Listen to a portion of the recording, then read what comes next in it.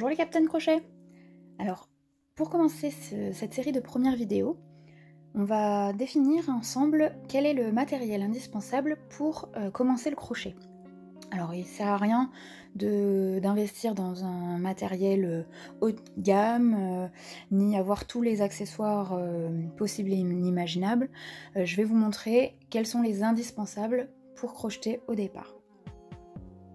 Donc bien sûr, pour commencer, il va vous falloir des crochets. Alors les crochets, il y en existe de différentes tailles. Ça sera adapté en fonction des ouvrages que vous allez faire et réaliser. Il y en existe donc des intermédiaires, c'est ceux-là dont on utilise le plus. Souvent, c'est les 3, 3,5, 4 qu'on va se servir le plus souvent. Moi, dans mes projets, dans mes kits, j'utilise principalement le crochet de 4. On peut aller aussi jusqu'à 5 ou 6 pour des ouvrages avec de la grosse laine.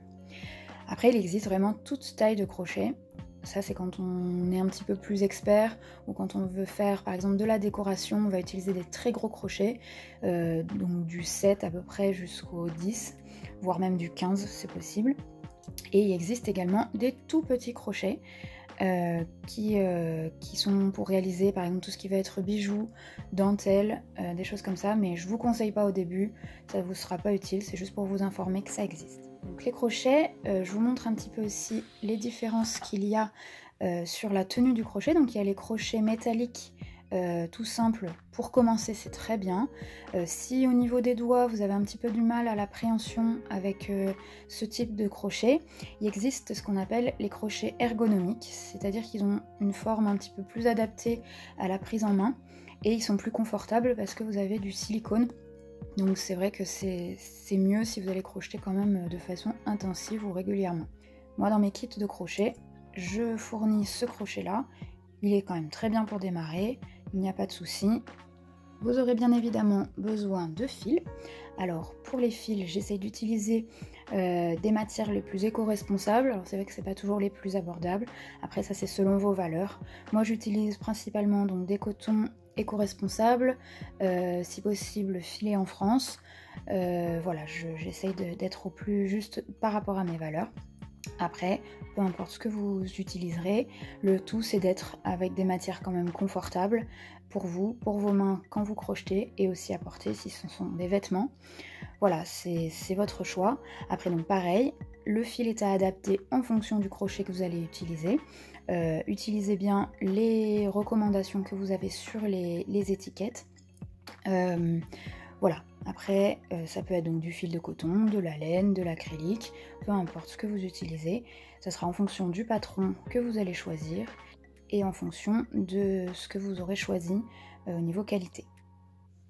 Après pour les accessoires annexes, donc bien évidemment vous aurez besoin d'un ciseau pour couper le fil, pas besoin d'un ciseau extraordinaire, un simple ciseau à bourron, plutôt petit pour emmener un peu partout, c'est le plus pratique, voilà. Ensuite, pour rentrer le fil, vous aurez besoin d'aiguilles à laine. Donc pareil, pas besoin d'investir dans quelque chose de très sophistiqué. Je vous montre les différentes aiguilles à laine qui existent. Donc la plus classique, c'est l'aiguille à laine en plastique. C'est celle que je fournis dans mes kits. Elle est pratique, elle est légère, elle va pas casser. Donc elle a un très gros chat ici, donc c'est pratique pour enfiler la laine. Par contre, des fois, vous serez légèrement gêné si vous avez un ouvrage relativement serré ou si vous avez un fil relativement fin. Les mailles seront fines et vous n'arriverez pas à passer ici. Mais voilà, après pour des laines de 4, etc., ce genre d'aiguille est très bien. Ensuite, vous avez donc le même type d'aiguille, mais en métal. L'avantage qu'elle a surtout, c'est qu'elle va beaucoup plus facilement glisser dans l'ouvrage ici. Voilà, c'est le seul avantage. Et puis, elle va peut-être durer un peu plus longtemps qu'une aiguille en plastique. Et puis, vous avez l'hybride. Donc, c'est une aiguille en métal. Donc, pareil, la facilité, ça va beaucoup plus glisser sur l'ouvrage ici. Et en plus de ça, vous avez un chat qui est en nylon. Et qui va être beaucoup plus facile à enfiler et surtout qui va se resserrer ici quand on va passer le fil à l'intérieur des mailles, donc ça peut être avantageux pour quand on a des mailles assez serrées. Voilà ce qui existe. Après, pas la peine d'investir forcément dans ce type d'aiguille au début, ce genre d'aiguille qu'on trouve un peu partout et fait très bien l'affaire. Et pour finir, alors c'est vrai qu'on peut s'en passer parce que c'est vrai, avec un bout de laine on fait la même chose, mais des marqueurs de laine, ça peut être utile pour certains projets, pour savoir où on en est. Voilà, ici ceux-ci sont en plastique, ils s'enfilent donc par là et ils se ferment comme une petite épingle à nourrice. Voilà, après rien besoin de prendre quelque chose de très haute technologie. Des petits en plastique, ça coûte pas cher. Si vraiment vous voulez pas en avoir, un bout de laine que vous allez passer à travers votre ouvrage fera aussi marqueur. C'est juste un peu moins pratique à mettre en place. Voilà pour les indispensables. Après, il existe tout plein de gadgets, des dévidoirs de laine, des choses comme ça. Après, c'est pour votre confort. Vous pouvez rajouter ça si vous crochetez beaucoup, etc.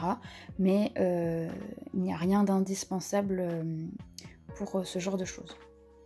Avec tout ce que je vous ai montré ici, on peut faire de nombreux projets sans problème, en étant confortable et sans être embêté. Maintenant, nous allons voir la position des mains pour tenir son crochet. Le crochet, il y a deux façons de le tenir. Il y a donc soit comme un stylo, avec le pouce et l'index qui entourent le crochet et les autres doigts qui sont en soutien dessous. Et en fait, le crochet va être manipulé vraiment comme un stylo. Il y a aussi la façon couteau, c'est-à-dire qu'on vient mettre la main par-dessus le crochet et on va venir plutôt utiliser son poignet pour crocheter. Voilà les deux manières de tenir son crochet.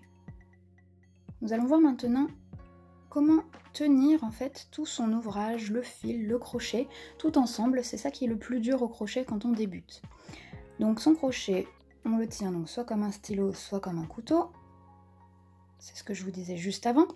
Moi personnellement, je le tiens comme un stylo. Et ce qui va être important, c'est de créer de la tension dans le fil qui est rattaché à la pelote. Cette tension, elle va nous permettre d'être régulier au niveau des points et elle va nous permettre aussi de faciliter le travail. Si on a un fil tout lâche, ici, on ne peut pas venir le travailler, c'est compliqué. Donc, il va falloir le tendre pour qu'on puisse travailler autour avec. Donc pour cela, il y a plein de façons. J'avoue qu'il y a autant de façons de faire que de crocheteuses en général. Je vais vous montrer un petit peu les tendances qu'il existe. Après, à vous de trouver la position dans laquelle vous êtes le plus confortable pour vous. Donc le crochet, vous le tenez donc soit comme un stylo, soit comme un couteau, comme vous voulez. Et de l'autre côté, vous allez... Donc moi personnellement, j'utilise ces trois doigts ici pour tenir mon fil. Ça va créer de la tension, je laisse un petit peu de distance et j'utilise donc mes doigts index et pouce pour tenir mon ouvrage et comme ça j'ai le fil à disposition tendu pour venir crocheter comme ceci. Alors il y a différentes façons de faire, moi je fais comme ceci. Il y a des personnes qui vont tenir plutôt l'ouvrage avec le majeur et le pouce ici et utiliser l'index comme tenseur. Donc, moi j'y arrive pas très bien, mais c'est pas ma position à moi. Mais voilà, c'est une solution aussi. Vous utilisez donc l'index ici pour tendre plus ou moins votre fil. Et ici, donc, ça vous fait de quoi utiliser le fil. Voilà.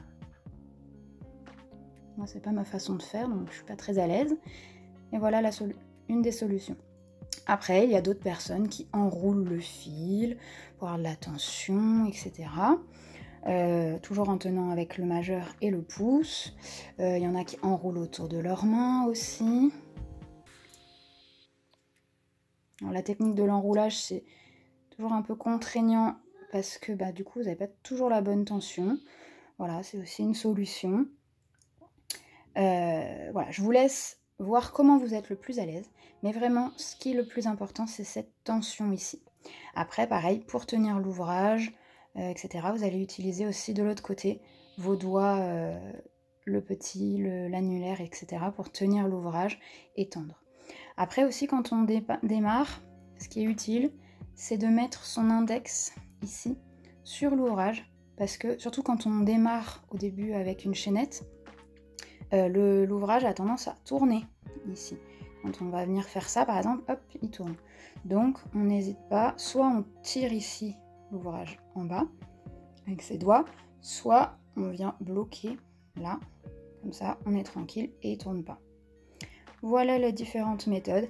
À vous de vous entraîner, essayez un petit peu tout, voir comment vous êtes le plus à l'aise. J'avoue, c'est vraiment la partie la plus compliquée, donc n'hésitez pas à recommencer, par exemple juste avec de la maille chaînette, voir comment vous vous en sortez, voir comment vous pouvez mettre vos doigts pour être le plus confortable possible pour vous. Moi personnellement, donc je fais comme ça, hop, et j'enroule mon crochet autour du fil. Voilà, je vous laisse essayer les différentes solutions. J'espère que cette vidéo t'a été utile et t'aidera dans tes différents projets au crochet. Je te dis à bientôt pour de nouvelles vidéos et je te souhaite un bon crochet. À bientôt!